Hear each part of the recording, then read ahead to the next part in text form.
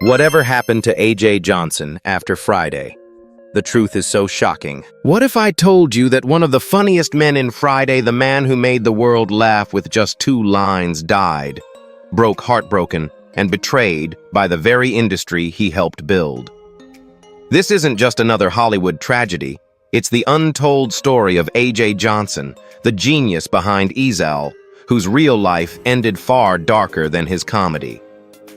Before you scroll, hit subscribe and turn on notifications, because today on Legends of Black Excellence, we're exposing the shocking truth about what really happened to A.J. Johnson after Friday and why no one saw it coming.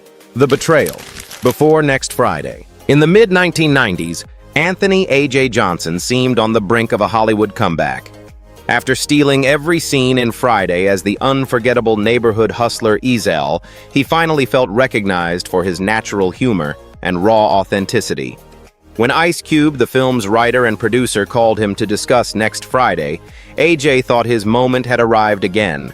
During a face-to-face meeting, the 2 men, both sons of Compton, sat together, talked business, and agreed on a fair salary of about $400,000 for A.J. to return. They shook hands on it. In the world, A.J. came from a handshake between brothers meant everything. That simple gesture felt like validation after years of hard work, the promise of financial stability and the recognition he had always deserved. For weeks after that meeting, A.J. prepared like a professional. He reviewed ideas, thought of new improvisations, and began crafting fresh lines for Ezel's comeback. He told friends he was back in the Friday family. But one morning, everything collapsed. A friend called and said filming had already started without him. Confused, A.J. drove straight to the set expecting some sort of misunderstanding. Instead, he met security guards who told him his name wasn't on the access list.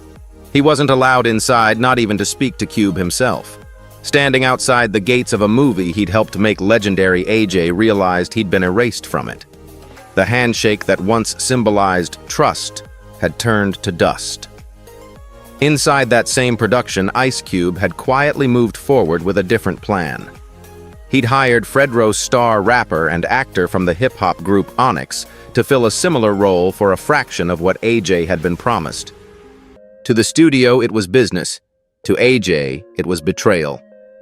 He'd already spent years proving his worth, improvising brilliance that turned Friday into a cultural milestone made on a shoestring $3.5 million budget, but earning over $27 million worldwide.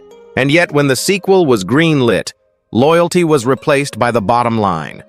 The industry's unwritten rule played out once again: when it's time for money, friendship means nothing. That incident marked the beginning of A.J.'s disillusionment with the business he had once admired. He had believed that sincerity and shared history would outweigh studio politics. Instead, he found himself locked out literally from a set where his own creativity had once stolen the spotlight. There was no official call, no apology, no explanation, just silence. For an artist whose livelihood depended on opportunity, that silence screamed louder than words. Hollywood's glamour hides its sharpest truth. Promises vanish as fast as they're spoken. And for performers without legal backing or agents, a handshake deal can destroy a career as quickly as it creates one. The Next Friday episode became a painful symbol of broken trust, not just for A.J., but for many artists who came after him. It exposed how power and profit can rewrite history, how one man's loyalty can be met with another's convenience. While Cube went on to expand his filmmaking empire and Fredro Starr continued his own path, A.J. was left outside the studio gates with nothing but memories of laughter and betrayal. That moment, standing barred from the set that had once made him a star, was more than the loss of a role. It was the death of belief in Hollywood fairness. It revealed a truth far more shocking than any punchline in an industry built on illusion. Integrity is often the first casualty. From Compton roots to Hollywood dreams, Anthony A.J. Johnson's roots reached deep into Compton, a place where resilience was not a choice but a way of life. Born in 1965, he grew up surrounded by stories of courage and persistence, none more powerful than those of his father, Eddie Smith. a groundbreaking stunt performer and co-founder of the Black Stuntmen's Association. Smith fought against an industry that routinely painted white actors in blackface instead of hiring black talent. Watching his father battle systemic injustice gave AJ a model of determination, but his path would twist toward laughter rather than stunts. Comedy became his weapon, his way to challenge the world and to carve a name of his own in Hollywood's unforgiving hierarchy. AJ's first brush with film came almost by accident. In 1990, while hanging around the set of House Party, he wasn't there as an actor, but as an onlooker, a young man with a glossy jerry curl at a time when flat-top fades ruled the scene. Crew members teased him relentlessly for the outdated style, and AJ, unwilling to stay silent, fired back with quick, cutting comebacks that sent everyone into laughter. His verbal sparring caught the attention of director Reginald Hudlin, who immediately recognized the charisma behind the jokes. Hudlin saw in AJ the spark of a natural comic, someone who didn't need a script to own a moment, and offered him the chance to appear on camera. That opportunity changed everything. Hudlin placed AJ opposite established comedian Robin Harris in a short exchange that would later become famous for one unforgettable line, "Follow the drip." Robin, already known for his commanding presence and razor-sharp humor, was impressed by the fearless newcomer who dared to stand toe-to-toe with him. The scene itself was brief, but behind the laughter lay a pivotal encounter. In that moment, AJ's raw improvisation met Robin's polished timing, and the chemistry was electric. Even though most of AJ's lines were cut in the final edit, the experience ignited a hunger proof that he could stand among professionals and make them laugh without hesitation. Robin Harris didn't let that spark fade. After filming, he invited AJ to perform at his legendary comedy club, a venue where countless black comedians had earned their stripes. AJ bombed terribly his first night. The audience stared in silence as his confidence crumbled. Yet Robin, instead of dismissing him, offered guidance. "Go home, write 5 minutes of real material and come back next week." AJ followed the advice, crafting stories about his upbringing, his family, and the daily grind of Compton life. When he returned, the same crowd that had ignored him erupted in laughter. Robin had transformed him from a funny neighborhood guy into a real performer, teaching discipline, structure, and the rhythm of live comedy. That mentorship shaped AJ's future. While Robin Harris passed away just a year later, his lessons stayed alive in AJ's work. He learned that success wasn't about screen time, it was about preparation, persistence, and heart. The young man who once lingered at the edge of a film set had found his calling through the unexpected intersection of ridicule and recognition. Long before fame or fortune, AJ Johnson discovered the true essence of his art, turning mockery into momentum and transforming pain into laughter, the foundation of every great comedian's story. Mentored by Robin Harris, learning real comedy. The glow from House Party quickly faded for Anthony AJ Johnson when the final cut of the film revealed a harsh truth: his lines were gone. The moments he had worked for, the witty exchanges that had made the cast laugh on set, were trimmed out entirely. Only Robin Harris's now iconic "Follow the Drip" remained. It was AJ's first lesson in Hollywood's invisible cruelty that talent and effort don't always survive the editing room. The erasure stung deeply. To be part of something that captured the world's attention yet vanish from the screen was a painful reminder of how easily newcomers could be discarded. Still, disappointment did not silence him.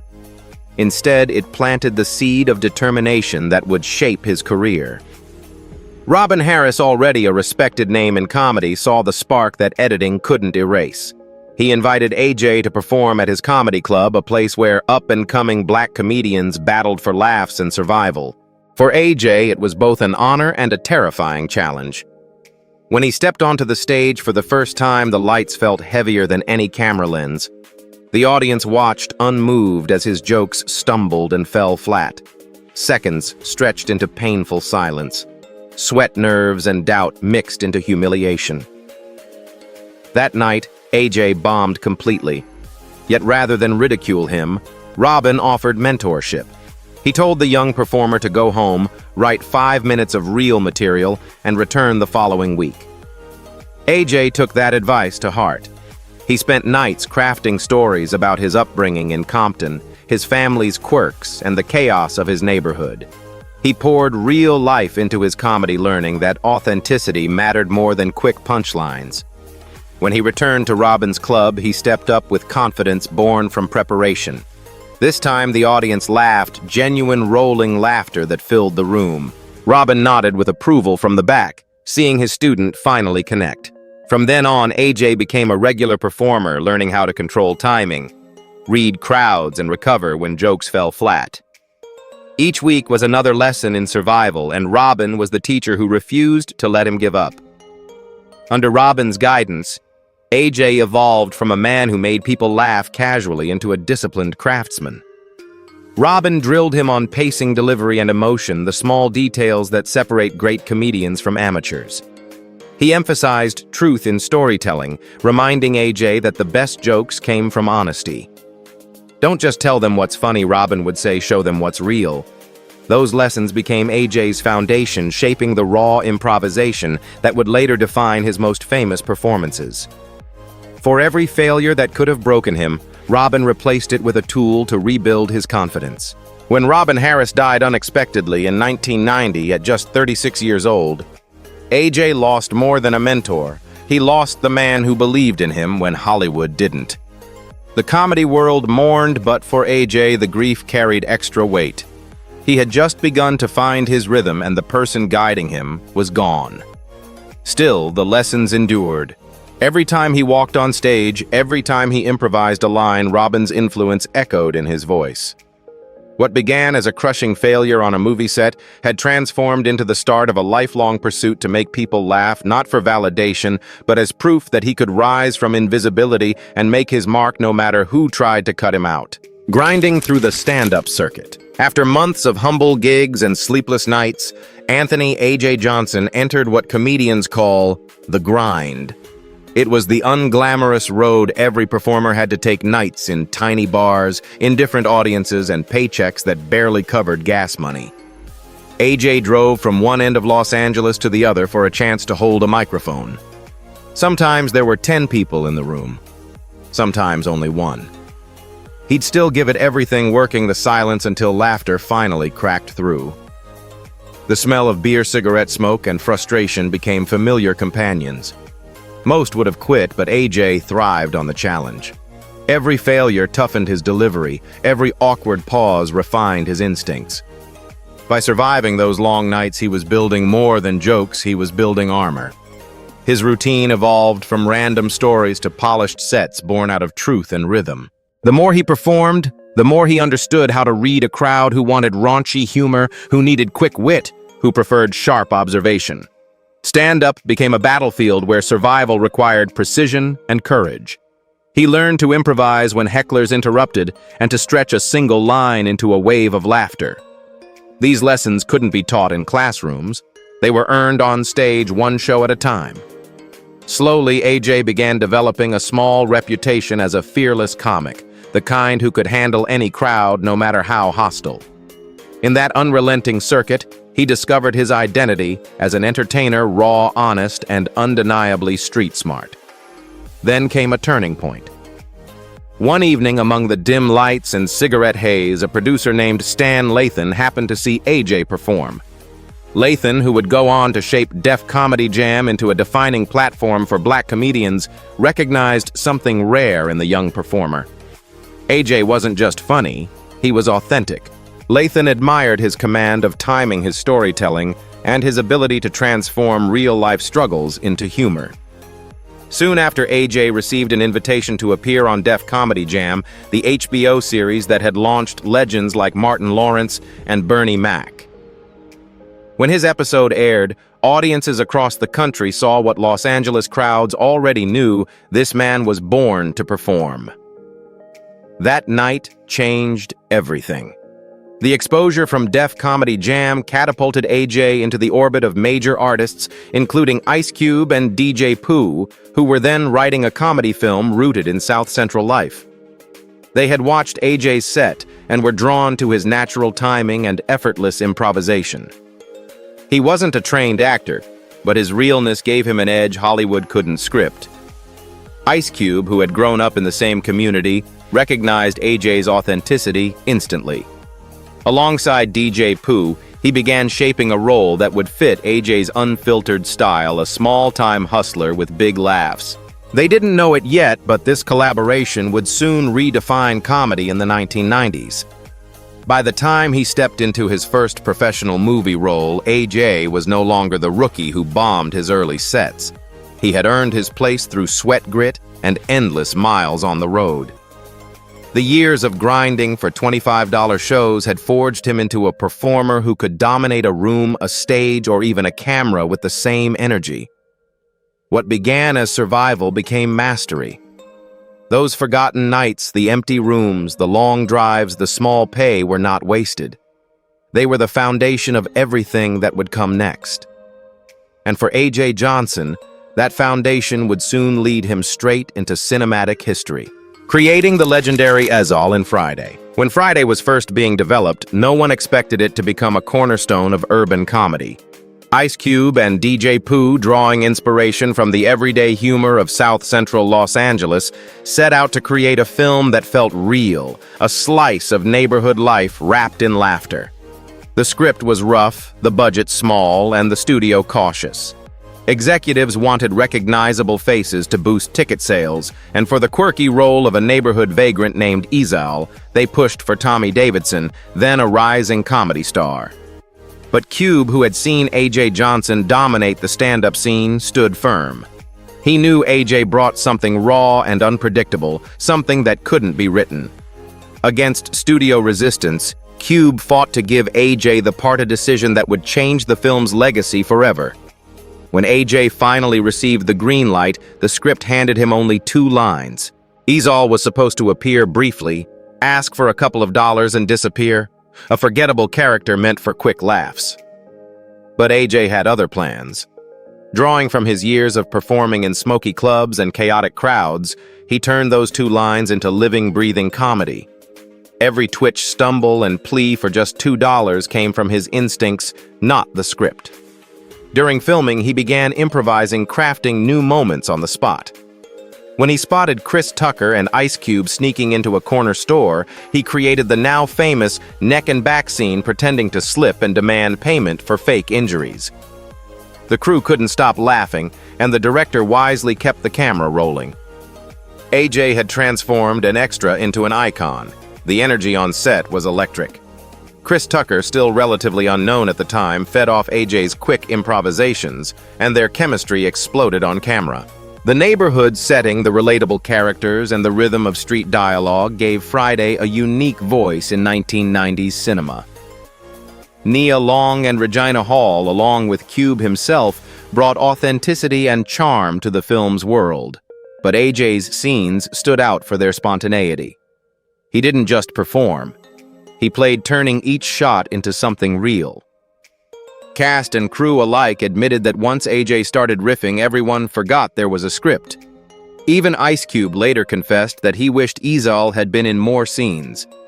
When Friday premiered in 1995, it took audiences by storm.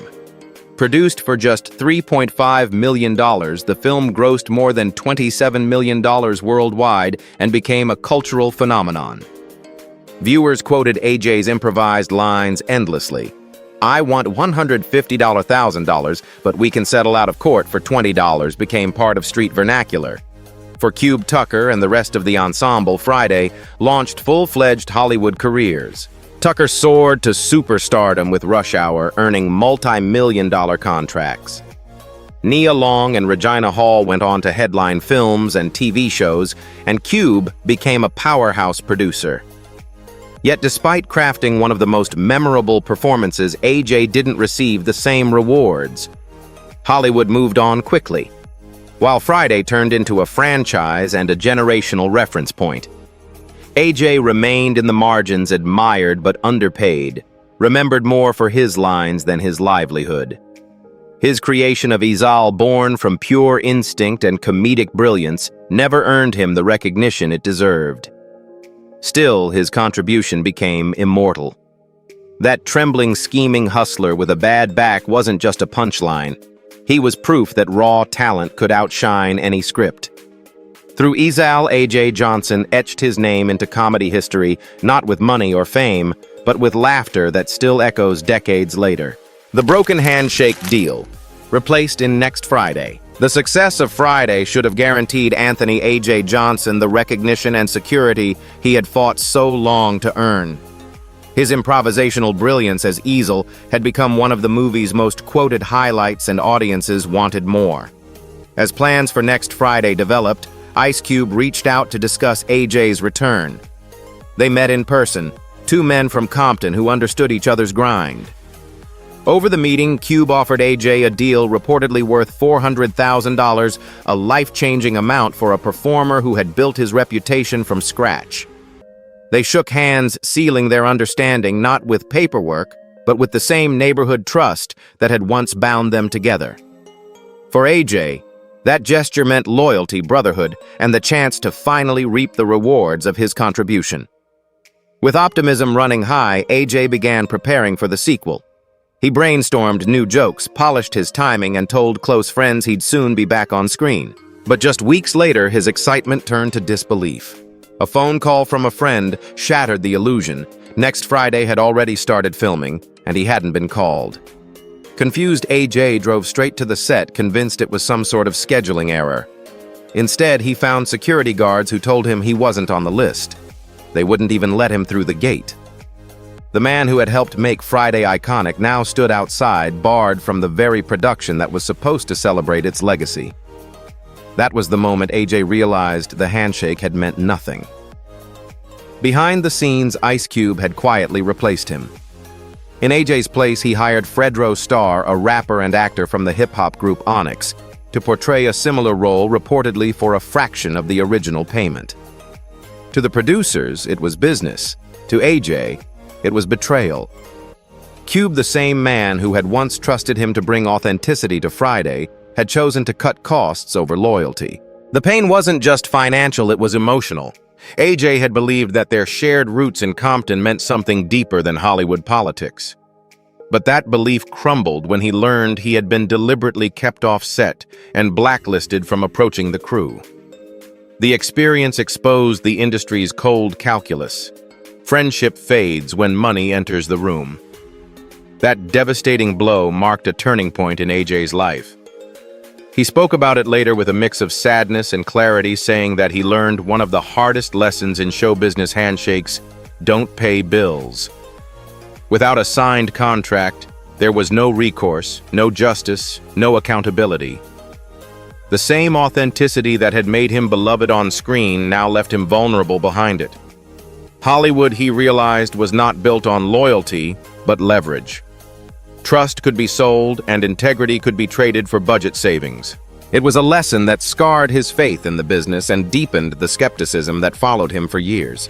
From that day forward, AJ carried the bitterness of that betrayal like a shadow.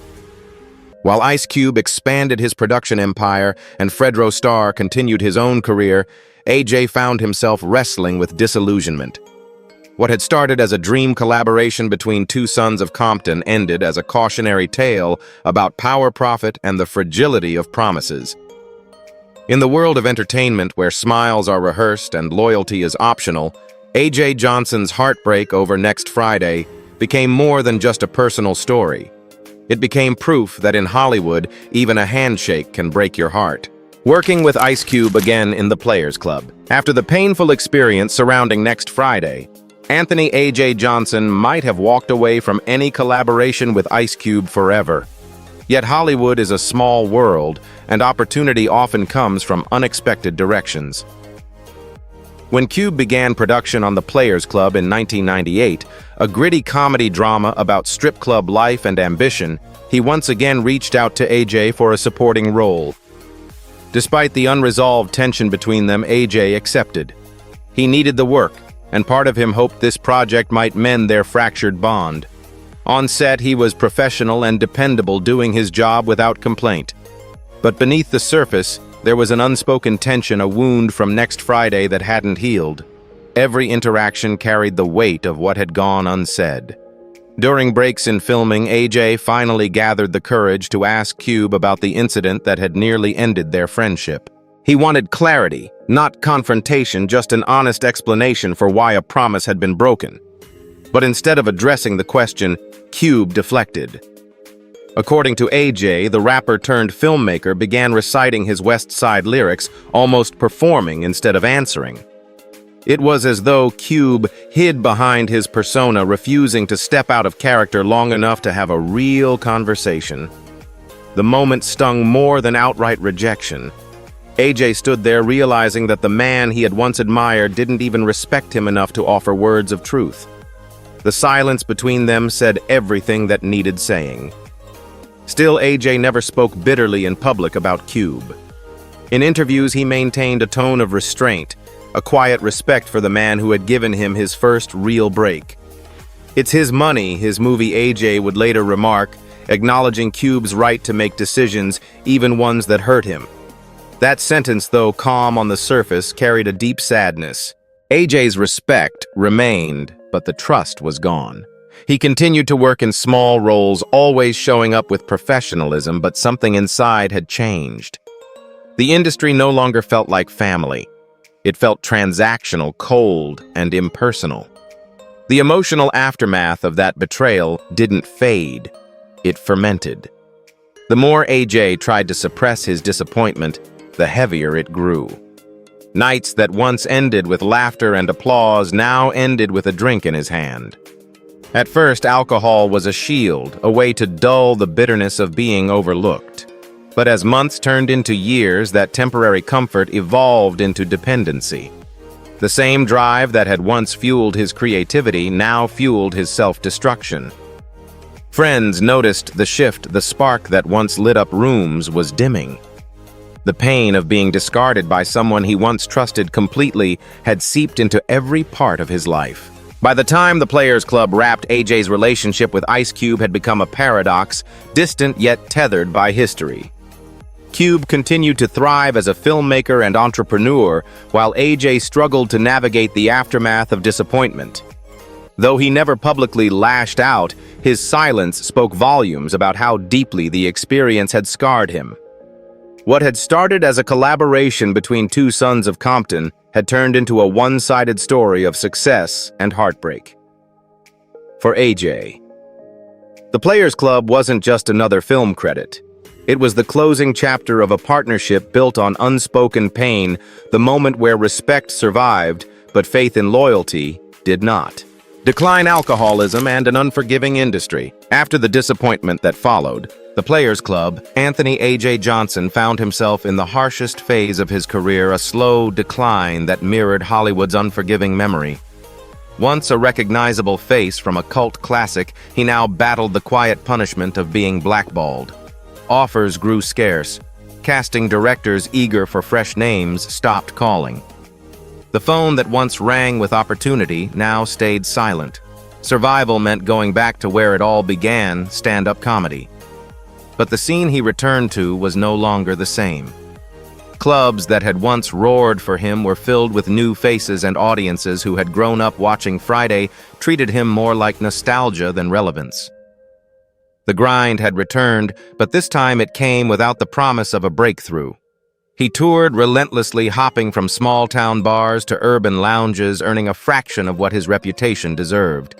The pay that once felt like progress now felt like humiliation. While up-and-coming performers from television comedy shows were pulling in $20,000 to $30,000 a night, AJ was offered around $500 for 3 hours of material, and even that wasn't guaranteed. Promoters saw his name as a bargain, someone who would fill a stage, but not a stadium. It was a brutal reminder that fame fades faster than talent. The industry had shifted towards social media sensations and viral acts. In that new landscape, legends like AJ were treated as relics, no longer the headliners they once were. AJ spoke candidly about his frustrations. He often pointed out the growing trend of comedian actors-performers who built fame from scripted shows but lacked the battle scars of real stand-up. Just because you can hammer a nail, he once said, don't mean you're a construction worker. To him, these newcomers skipped the struggle collecting fame without learning the craft. Comedy for AJ wasn't about punchlines. It was about authenticity, timing, and connection. Watching others profit from shortcuts only deepened his bitterness. The same clubs that once tested him now gave their stages to people who had never faced silence, hecklers, or rejection. It wasn't envy, it was heartbreak at seeing the art he loved reduced to a brand. But the exhaustion of rejection began to weigh heavier than his principles. To numb the ache, AJ turned increasingly to alcohol. At first, he told himself it was just to loosen up before shows, a shot for courage, a drink for rhythm. Soon it became a ritual. He admitted openly in interviews that he couldn't step on stage without being drunk. The liquor dulled the anxiety, replacing sharp nerves with false confidence. Yet the more he relied on it, the more it controlled him. Audiences still laughed, but inside, AJ felt hollow. His timing slowed, his discipline slipped, and his health began to erode. The bottle became his silent partner, always present, always demanding. By the 2010s, AJ was trapped in a cruel loop, performing to survive, drinking to perform. The fame that once fueled him had turned into a ghost that followed every show. Younger comics dominated social media while he hustled for gigs in dimly lit clubs, clinging to what was left of his identity. The man who once transformed 2 lines into cinematic gold now fought to remember his own punchlines. Alcohol had stolen the sharpness that defined him and replaced it with fatigue. Yet even as his world shrank, AJ never stopped showing up. Beneath the addiction, beneath the exhaustion, there was still a fighter, a man trying to prove that laughter, no matter how faint, could keep him alive one more night. Death, Legacy, and the Tragic End of A.J. Johnson. By 2021, Anthony A.J. Johnson was still fighting to keep his name alive in an industry that had long since moved on. Decades after Friday made audiences laugh around the world, he was still performing stand-up, crisscrossing the country for small shows, sometimes doing 2 sets in a single night. The travel was grueling. The pay was modest. Yet he kept going, often running on little sleep and sheer willpower. Friends recalled seeing him exhausted before stepping on stage, but transforming once the lights hit him, a professional to the very end. His body, however, was no longer keeping pace with his determination. The years of heavy drinking, endless travel, and emotional strain had taken their toll. On September 6, 2021, AJ collapsed inside a Los Angeles store and never got back up. He was 55 years old. The news shocked fans who had grown up quoting his lines and replaying his scenes from Friday. Rumors spread quickly. Heart attack, COVID-19 natural causes, until the Los Angeles County Medical Examiner released the official report: chronic ethanol use. It wasn't sudden.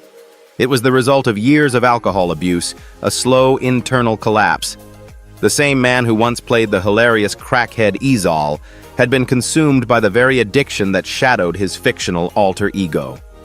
His organs had failed him after years of self-medication, a grim reflection of how deeply pain had rooted itself into his life.